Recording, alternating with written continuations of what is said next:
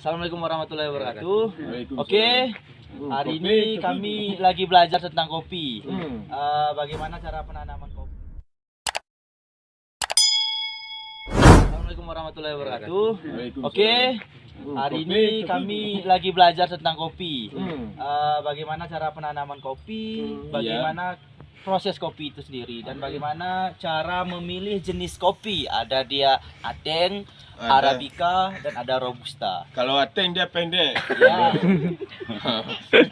Kalau Arabica, Tapi Pak nampaknya Pak, ini Iya. rasanya ada kita kan kebun kopi ini dengar-dengar bilang orang panennya 1 tahun sekali. Pak. bukan 1 tahun 2 kali. 1 tahun 2 Tapi kali. dia Dua kena kali. bulan berapa tuh Pak? Kira-kira. Bulan-bulan 10 Bulan 10 bulan ini ya. Pak, ada 10 panen sama- Pak. udah panen. Itu namanya panen besar Pak. panen raya. Kayak Sini, gitu Mas. Iya. Ah. Oke. Ada pertanyaan lagi tentang kopi? Ada Pak. Ya. Seandainya ini kan daerah-daerah ini kan daerah benang riah Pak kan. Ah, Seandainya kita misalnya pergi ke Aceh Tenggara sana. Seandainya kita tanam kopi ini apakah bisa berkembang? bisa berkembang. Bisa Pak. Tapi kalau kita tanam dia itu di daerah kedinginan. Kedinginan. Seperti Ketambe itu agak-agak dingin di sana. Jadi Ketambe. dia itu nyambung dan buah akan subur. Tapi Pak dah, kalau daerah misalnya kita kalau di Aceh Tenggara misalnya, Ya. daerah Pulang sana apa bisa hidup? Apa Pak? Cekuat. Cekuat.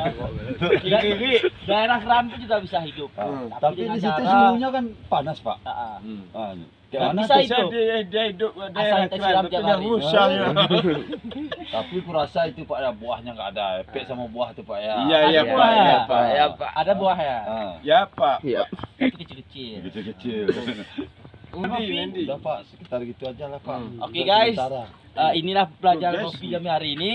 Hmm. Jangan lupa saksikan pembelajaran kami di kabupaten berikutnya. Jangan Assalamualaikum lupa subscribe warahmatullahi wabarakatuh. Dan komen.